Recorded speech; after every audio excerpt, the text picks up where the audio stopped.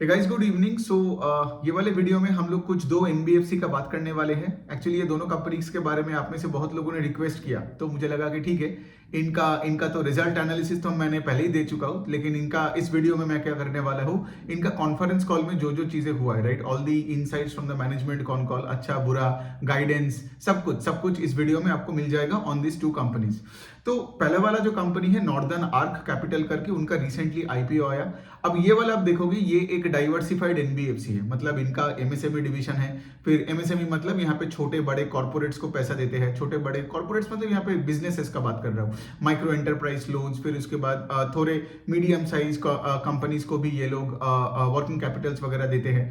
फिर इनका एक माइक्रो फाइनेंस का डिवीजन है। तीसरा इनका कंज्यूमर फाइनेंस का डिवीजन है। फिर इनका अफोर्डेबल हाउसिंग, व्हीकल फाइनेंस, ये सारे जगह में है, ठीक है।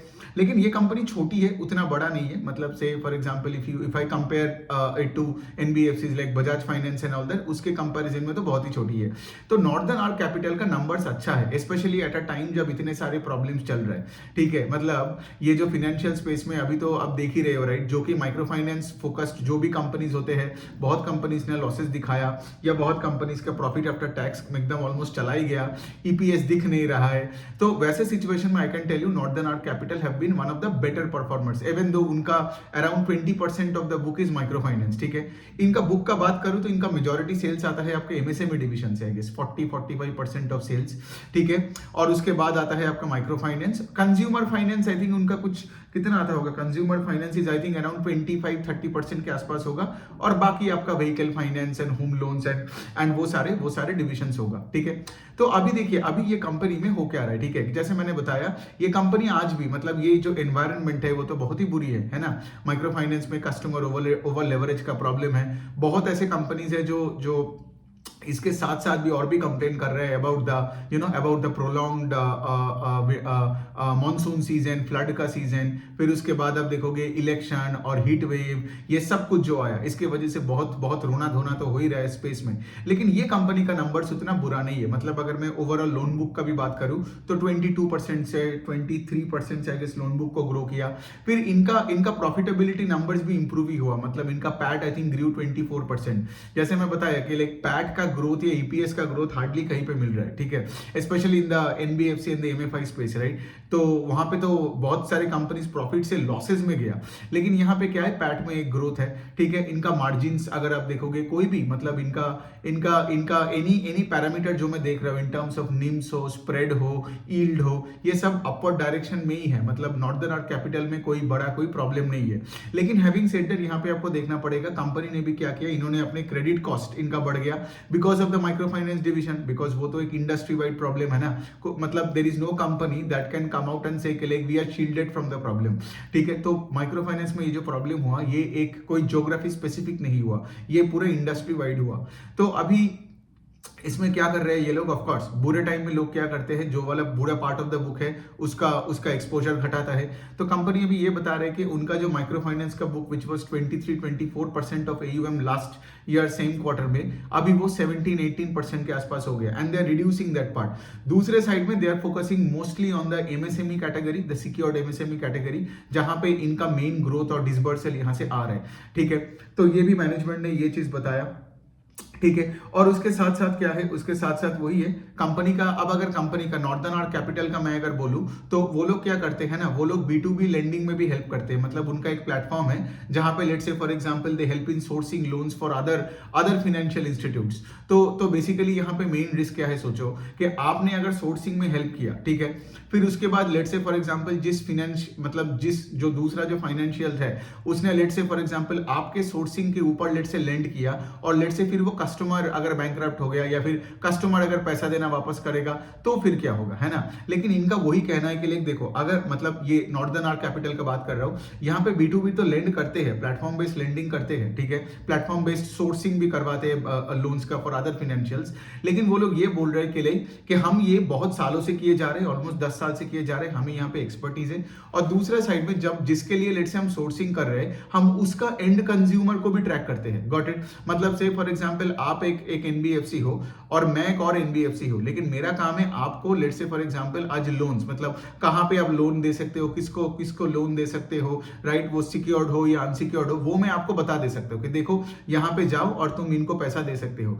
लेकिन पॉइंट क्या होता है, कल अगर लेट्स से तुमने मेरा सुन के पैसा दिया और जिनको दिया लेट्स से वो बोरोवर ही गायब हो गया, फिर आप क्या करोगे, है ना। लेकिन नॉर्दर्न आर्क कैपिटल का वही कहना है कि हमारे बिजनेस मॉडल बहुत ही स्टेबल है, बिकॉज यहाँ पे हो सकता है B2B, बट ऐसा नहीं कि हम सिर्फ वो एक कमीशन और फीस के लिए काम करके छोड़ देते हैं। हम हमेशा देखते हैं कि जो हम जिसको सोर्सिंग के लिए बोल रहे हैं उसका एंड कस्टमर का हालत क्या है, ठीक है। तो उनके एंड कस्टमर को भी ट्रैक करते हैं नॉर्दर्न आर्क कैपिटल, राइट। और ऑफ कोर्स ये अपने पार्टनर्स के साथ भी काम करते रहते हैं, तो ये एक अच्छी बात है कंपनी का।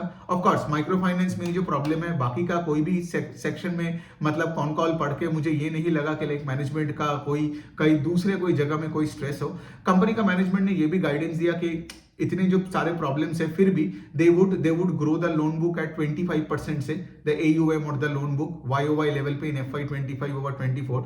सो 25% का गाइडेंस दे रहे हैं। ऐसे सिचुएशन में मैं देख रहा हूँ कि जो भी मैं कॉल ट्रांसक्रिप्ट वगैरह पढ़ रहा हूँ या लाइव सुना, जिनका हालत खराब है ना, जो भी फाइनेंशियल्स का हालत खराब है, सबने अपने गाइडेंस घटाया या गाइडेंस देना ही बंद कर दिया। तो ऐसे सिचुएशन में जो लोग अपने गाइडेंस देते हैं मतलब डेफिनेटली वो बेटर कर रहे हैं। आपने देखा होगा SBFC फाइनेंस में भी ऐसी सिचुएशन है जब मैनेजमेंट ने गाइडेंस नहीं घटाया, जबकि 5 स्टार ने गाइडेंस घटाया, और वहां पे माइक्रो फाइनेंस का तो छोड़ ही दो, जो 30% 25% गाइडेंस देने वाला बोल रहे हैं अभी 5 से 8% से ग्रो करेगा। तो नाउ यू अंडरस्टैंड राइट कि कॉन कॉल सुनना, गाइडेंस के बारे में जानना क्यों इंपॉर्टेंट है। बिकॉज जिसका हालत खराब होता है ना और जिसको दिखता है कि आगे और भी खराब होगा, वो अपने गाइडेंस कॉन कॉल में घटाता है या फिर गाइडेंस देना बंद कर देता है। तभी आपको पता चल जाता है कि प्रॉब्लम यहाँ पे और हो सकता है ना। बिकॉज स्टॉक मार्केट आगे का देख के आज डिस्काउंट करता है, राइट। मार्केट पीछे का नहीं देखता है, जब लेट से ये प्रॉब्लम था ही नहीं for example. So I guess मैंने सारी चीजें यहाँ पे तो कवर कर लिया। एंड ऑफ कोर्स मैनेजमेंट का ये भी कहना है कि लाइक माइक्रो फाइनेंस साइकिल जल्दी वापसी भी करता है, बिकॉज यहाँ पे माइक्रो फाइनेंस में क्या होता है, यहाँ पे स्मॉल टिकट साइज लोन्स होते हैं, है ना, और यहाँ पे आपका टेन्योर भी कम होता है, कुछ महीनों के लिए माइक्रो फाइनेंस लोन्स होते हैं, वो भी जॉइंट लेंडिंग ग्रुप। तो इस बार क्या होगा, इस बार लेट से फॉर एग्जाम्पल ये प्रॉब्लम से मतलब जो ओवर लेवरेज कस्टमर हो गया, लेट से फॉर एग्जाम्पल आपने उसको लोन्स देना बंद कर दिया, तो धीरे धीरे करके कस्टमर भी ठीक हो जाएगा। Now there is another catch जो मैंने कल इस पे बताया था ना, कल अपने वाले वीडियो में बताया था, ये भी तो हो सकता है कि कस्टमर शायद ओवर लेवरेज्ड हो, लेकिन आपने उसको इंक्रीमेंटल कैपिटल ना दिया, तो क्या पता उसका हालत और भी खराब हो जाए। So it's like a catch 22 situation के मतलब ये तो आप देख रहे हो ना, कोई भी इकोनॉमी का भी आप देख सकते हो, कोई इकोनॉमी में अगर हालत खराब होता है, वो हालत खराब होता है because of let's say it's a debt ridden economy, लेकिन वहां पे आपने अगर कैपिटल का फ्लो ही बंद कर दिया, क्या पता वो इकोनॉमी एकदम खत्म ही ना हो जाए। तो इसीलिए क्या होता है, डेट रिडन इकोनॉमी में आपको और पैसा डालना पड़ता है, गॉट इट। सो दैट सारे बिजनेसेस जो प्रॉब्लम्स में आ गया था वो फिर से ऑपरेशनल हो पाए, राइट। और फिर से क्या होगा, सेल्स बढ़ेगी, एम्प्लॉयमेंट बढ़ेगा एंड इकोनॉमी बेटर होगा। तो आज ये जो माइक्रो फाइनेंस के जो कस्टमर जो ओवर लेवरेज्ड है, तो सबका यही सवाल है कि लाइक मतलब आप यहाँ पे करोगे क्या if U D leverage too much, let's say मतलब आप सबको लोन देना बंद कर दिया माइक्रो फाइनेंस में, तब क्या पता सेक्टर में और भी प्रॉब्लम्स चालू हो जाए, क्योंकि अच्छे प्लेयर्स जो लेट्स से आज अच्छे बोरोवर्स है माइक्रो फाइनेंस में, उनको तो कैपिटल की जरूरत है, तो आज अगर उनको अपने कैपिटल नहीं दिया तो और प्रॉब्लम हो जाएगा। और दूसरे साइड में क्या है, आपने अगर और पैसा दिया, क्या पता ये ओवर लेवरेज का प्रॉब्लम और बड़ा प्रॉब्लम आ जाए। तो इसका सोल्यूशन क्या है, वो तो मतलब चलो हमें देखना पड़ेगा कि लाइक आगे क्या हो रहा है। आरबीआई भी सारे अपने एनबीएफसीज और बैंक्स के साथ ये मिलकर काम कर रहे हैं, बहुत सारे माइक्रो फाइनेंस का गार्ड रेल वगैरह बनाया है, ये किया है वो किया है। अब देखना पड़ेगा, बिकॉज यहाँ पे मैं बैठ के कोई भी एक बोल सकता हूँ कि ए होगा या बी होगा या ये अच्छा होगा या वो अच्छा होगा, लेकिन द पॉइंट इज हमको नहीं पता, हमको कभी नहीं पता हो सकता है, because it's too complex of a scenario, involves millions and millions of borrowers and NBFC lenders। तो देखना पड़ेगा, इसीलिए तो बिजनेस ट्रैकिंग इज इंपॉर्टेंट और उसी अनुसार हमें अपने पोर्टफोलियो में एलोकेशन बदलती रहनी है। सो ये हो गया, ये कंपनी, ये सब तो ठीक है, वैसे भी ये कंपनी का तो बाकी सेगमेंट में कोई प्रॉब्लम नहीं है। ये हो गया आपका northern arc capital, con call, बाकी सब ठीक था। अभी हम बात करते हैं मनी बॉक्स फाइनेंस की, जो कि एक एमएसएमई लेंडर है। मोस्टली आप देखोगे मनी बॉक्स सबसे छोटी एमएसएमई लेंडर्स में आती है, ठीक है। उनका इतना छोटा बुक है कि मैनेजमेंट ने गाइडेंस दिया था लास्ट ईयर को कि हम अपने लोन बुक को 3-4 साल में 5-6 गुना कर देंगे, और वो मतलब आराम से कर भी सकता है, ठीक है। इस बार भी Q2 ओवर Q2 में आप देखोगे इनका लोन बुक 70% से ग्रो किया, लेकिन मनी बॉक्स का एक बड़ा प्रॉब्लम हो गया, ठीक है। मनी बॉक्स का प्रॉब्लम ये हो गया कि पिछले 1-2 साल में जब से ये लोग अपने गाइडेंस वगैरह दे रहे हैं कि हम लोग भाई 3 साल में 5 गुना AUM कर देंगे, वो कर देंगे, इन्होंने कभी अपने कलेक्शन इंफ्रास्ट्रक्चर में अलग से काम नहीं किया। मतलब इनका जो टीम होता था वही है कि जो लोग लेट से लोन डिसबर्स करता था उनको ही बोलता था कि जा तू कलेक्ट करके आ। अब अच्छे सिचुएशन में क्या होता है कि सब डिसबर्सल में ज्यादा फोकस करते हैं, लेकिन अब जब ये प्रॉब्लम आ गया ना, अब जाके मैं देख रहा हूं कि मनी बॉक्स अपने कलेक्शंस के लिए सेपरेट टीम बिठा रहा है। उनके मैनेजमेंट ने कॉन कॉल में ये भी बताया कि हमारे अगस्त 31 तक खुद का कोई एक्सक्लूसिव कोई कलेक्शन टीम था ही नहीं, ठीक है। और अभी उन्होंने क्या किया, 2-3 बड़े कलेक्शन एजेंसी के साथ भी काम कर रहे हैं और अपना कुछ 40-50 लोगों को रखा है सिर्फ कलेक्शंस के लिए। लेकिन ये प्रॉब्लम में पढ़ने के बाद क्यों करोगे तुम, वो होता है issue. Also I do understand छोटी कंपनी है तो छोटी कंपनी में मतलब 19-20 चीजें हो ही जाती है, लेकिन मनी बॉक्स का क्या हुआ, यहाँ पे कलेक्शन एफिशिएंसी बहुत घट गया। इनका ये Q2 में कलेक्शन एफिशिएंसी 93% है, जबकि लास्ट क्वार्टर में इट वाज 97 या 98%। मतलब इतना क्यों घटा, तो management was honest about the fact के like of course external problems की वजह से तो कलेक्शन एफिशिएंसी घटाई, लेकिन इतना प्रॉब्लम नहीं होता। मतलब 93% का कलेक्शन एफिशिएंसी नहीं आता अगर से फॉर एग्जांपल उनका एक एस्टैब्लिश कलेक्शंस का टीम होता, इंटरनल टीम होता, ठीक है। तो चलो ठीक है, सब तो मतलब प्रॉब्लम्स में फंस के ही सीखता है, लेकिन ये कंपनी का वही प्रॉब्लम हो गया ना, जैसे इनका एसेट क्वालिटी बहुत खराब हो गया मनी बॉक्स का। इनका अगर मैं बताऊं, इनका ग्रॉस एनपीए का नंबर ऑलमोस्ट 3% के आसपास हो गया, जबकि लास्ट ईयर इट वाज 1.1%। इनका पोर्टफोलियो एट रिस्क जो 30+ जो डीपीडी बकेट्स है ना, वो बढ़ के 5.4% हो गया, जबकि last year it was 1.6%। By the way ये सारी चीजें collections, portfolio at risk, DPD buckets, asset quality, ये सब में अगर आपको स्किल सेट बनानी हो ना तो सिर्फ मेरा वर्कशॉप ले लो, ठीक है। वो मैं लिंक में डाल दूंगा डिस्क्रिप्शन में, और या फिर मैं अगर आप मुझे ट्विटर में देख रहे हो तो मैं कमेंट सेक्शन में डाल दूंगा, मेरे पोस्ट में भी पिन्ड है वो कोर्स का लिंक। देखो द पॉइंट इज, कोई भी बैकग्राउंड से अगर आप आओ, अगर आपको एक स्किल सेट बनानी है ना तो सिंपली वो लो, वेबसाइट के थ्रू से ही है, पेमेंट करोगे, फिर आपको इमीडिएटली आप देखना चालू करोगे। 15-16 घंटे के आसपास का करिकुलम है एक, ठीक है। वो देखने के बाद आई कैन गारंटी, बिकॉज आज तो आई गेस कुछ 3000 के आसपास के लोग उसको ले चुके हैं, कोई कंप्लेन नहीं है। और कितने हजारों लोग मेरे को आके यही बोले कि सर बिना बैकग्राउंड के बावजूद भी हम अभी कोई भी फाइनेंशियल कंपनीज को एनालाइज कर सकते हैं, both in the lending and let's say the capital market side. So any which way, तो अभी आपको देख रहे हो कि मनी बॉक्स में यहाँ पे पोर्टफोलियो रिस्क बढ़ रहा है, और यहाँ पे क्या करना पड़ा, जब आपका कलेक्शन एफिशिएंसी कम हो जाता है तो आपको मतलब अपना क्रेडिट कॉस्ट बढ़ जाती है, प्रोविजन ज्यादा करना पड़ता है। इसके वजह से क्या हुआ, इनका प्रॉफिटेबिलिटी और आरओई नंबर पूरा इफेक्ट हो गया। तो इनका जो आरओई का नंबर लास्ट ईयर 10-11% के आसपास था, लास्ट ईयर Q2 में, लेकिन अभी बन के हो गया 4% के आसपास। तो इसका क्या मतलब कि देखो हमें यहाँ पे ग्रोथ चाहिए, मतलब मनी बॉक्स टाइप के कंपनी में, मतलब इट्स वेरी फैसिनेटिंग ना, इतना छोटी हो, तुम बोल रहे हो कि तुम 3-4 साल में 5-6 गुना कर दोगे अपने लोन बुक को, लेकिन इफ यू लूज, मतलब से फॉर एग्जांपल अगर तुम्हारा कलेक्शन एफिशिएंसी खराब होते जाएगा, then the market won't give any credit to growth. मैं बार बार एक चीज बताता हूँ, in the lending side in financials हो, ठीक है, बैंक्स हो, एनबीएफसीज हो, हाउसिंग फाइनेंस, कोई भी माइक्रो फाइनेंस कंपनीज हो, मुझे ग्रोथ चाहिए लेकिन एसेट क्वालिटी को कॉम्प्रोमाइज करके नहीं। ध्यान से ये लैंग्वेज सुनो कि बिना एसेट क्वालिटी कॉम्प्रोमाइज करके मुझे ग्रोथ चाहिए। मुझे वो भी नहीं चाहिए जहां पे एसेट क्वालिटी अच्छा है लेकिन ग्रोथ नहीं है, जैसे एचडीएफसी बैंक। तो यहां पे मैं एक चीज मतलब मैं आपको बोल सकता हूं, आज मुझे ना एचडीएफसी बैंक चाहिए ना मुझे मनी बॉक्स चाहिए। क्यों?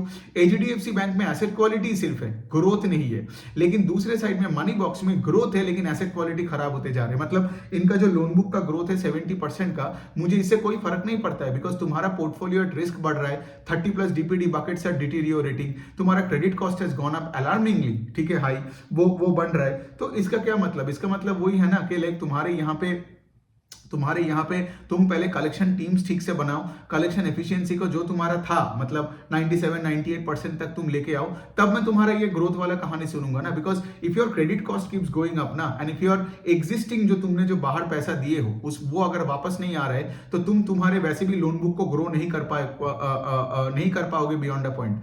सो अभी कंपनी का देखो, कंपनी का वही है कि कंपनी अभी क्या कर रहा है, वो सिक्योर्ड एमएसएमई में ज्यादा फोकस कर रहा है। I think that is around 32% of the loan book. एक साल पहले secured part of the loan book was 12%, क्योंकि बाय द वे ये पूरे एमएसएमई लेंडर ही है, ठीक है, और ये कैटल लोन्स देते हैं बहुत ज्यादा। अब सोचो कैटल लोन्स जब होता है ना, वो भी तुम सिक्योर्ड भी कर सकते हो, अनसिक्योर्ड भी कर सकते हो, लेकिन ये कंपनी अभी बता रहे कि हम लोग सिक्योर्ड एमएसएमई में ज्यादा फोकस करेंगे। एंड इनका टारगेट भी है कि आई गेस FY25 के एंड तक इनका secured part of the book will be 40%, जो आज 32% है, ठीक है। तो अनसिक्योर्ड एमएसएमई से धीरे धीरे करके इनका पार्ट ऑफ द पाई अभी घटते जा रहा है। दूसरा जो पॉइंट है कि इनको ये सवाल पूछा गया कि लाइक इनका जो एक कॉम्पिटिटर है ना, मतलब 5 star business finance, direct competitor नहीं है बिकॉज 5 स्टार साउदर्न मार्केट्स में उनका पूरा प्रेजेंस है और मनी बॉक्स का प्रेजेंस जो भी है वो नॉर्थ के साइड में है, ठीक है। लेकिन 5 स्टार ने रिसेंटली क्या किया, अपने 200 बेसिस पॉइंट्स अपने यील्ड को घटा दिया, 24 से 22% कर दिया, बिकॉज आरबीआई भी सबको ये पीछे लगा पड़ा है।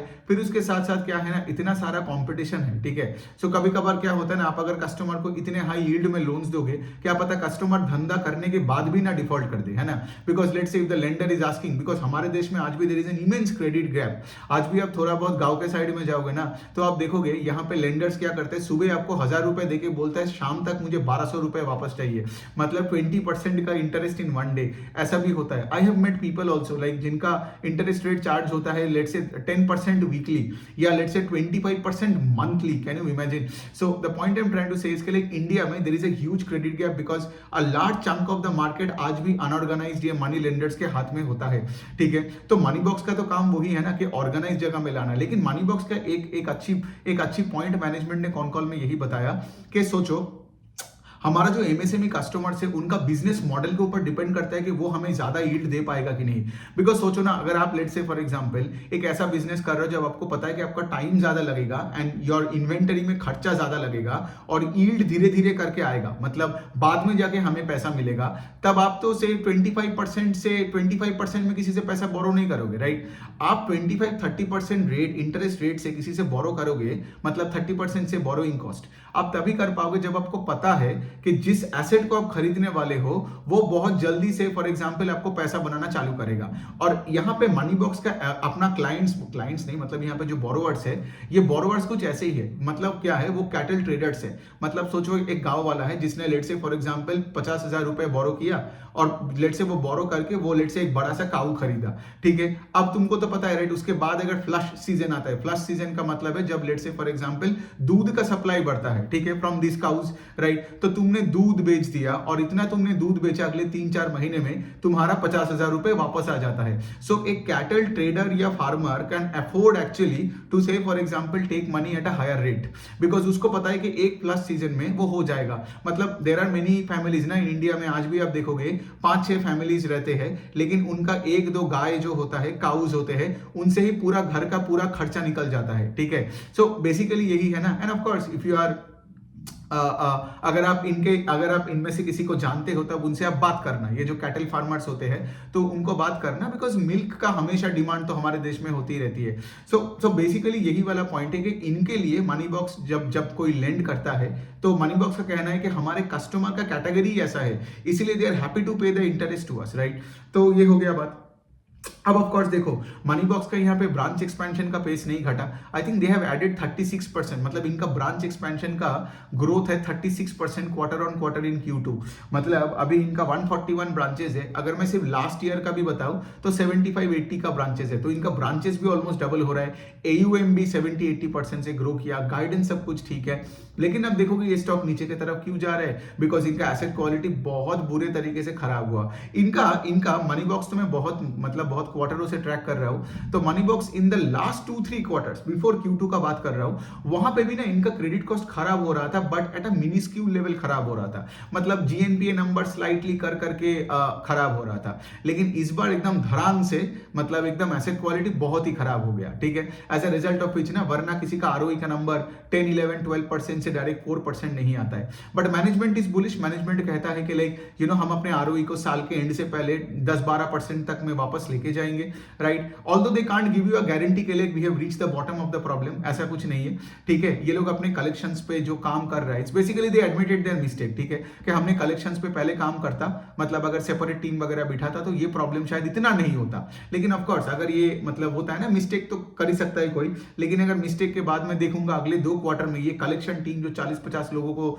जो रखा है, ये लोग अगर अच्छे से काम किया तो, और कलेक्शन एफिशिएंसी लेट से 97-99% के आसपास जाता है और अपना एसेट क्वालिटी इंप्रूव होता है, लेस प्रोविजनिंग होती है, क्रेडिट कॉस्ट कम होता है, then of course things will be good, then फिर से स्टॉक पैसे बनाएगा। बिकॉज धंधे में ग्रोथ का कोई इशू नहीं है, डिमांड इज इमेंस। डिमांड क्यों इतना हाई है? बिकॉज मैंने आपको जो ये मनी लेंडर वाला कहानी बोला, क्योंकि जहां भी मनी बॉक्स जाएगा, या लेट से 5 स्टार जाएगी, SBFC जाएगी, राइट, या कोई भी कंपनीज जब जाएंगे कोई भी गांव में या सेमी अर्बन एरियाज में, वहां पे क्या होगा, कस्टमर या मनी लेंडर्स को फिर लात मार के आपके पास ही आएगा ना।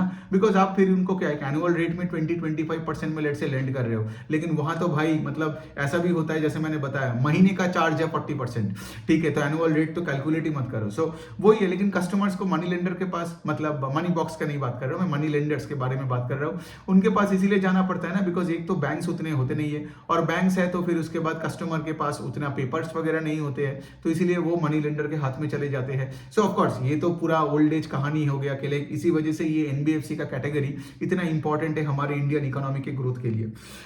सो ये हो गया बात। अब चलिए, मैनेजमेंट ने एक भी और बताया कि Q3 वाला जो सीजन जो अभी चल रहा है, बिकॉज जब कॉन कॉल होता है तो we are well into this 1.5 months into Q3 ना, तो मैनेजमेंट ने बोला कि कलेक्शन एफिशिएंसी नहीं बढ़ा है, वैसे के वैसे ही मोटा मोटी है, और मतलब अभी तो देखना पड़ेगा कि Q3 के बाद क्या होता है, और उन्होंने बताया कि Q3 will be painful just like in Q2 और इन Q1।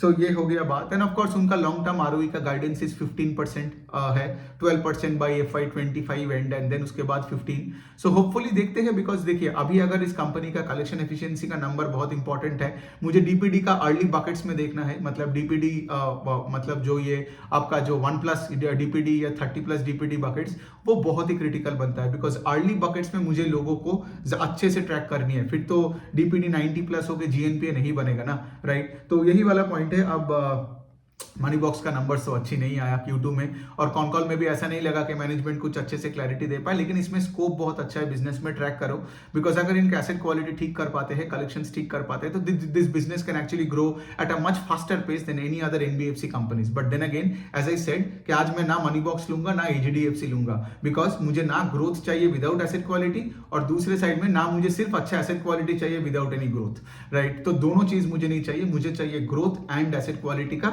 एक गुड अच्छा combination in the financial space. मिला तो मैं ऐड करूंगा, वरना तो ठीक है, मैं उस कंपनी से दूर रहता हूं। ओके, तो चलो यही बात है। आपका अगर कोई क्वेश्चन हुआ तो आप मुझे कमेंट सेक्शन में लिख सकते हो। Thank you.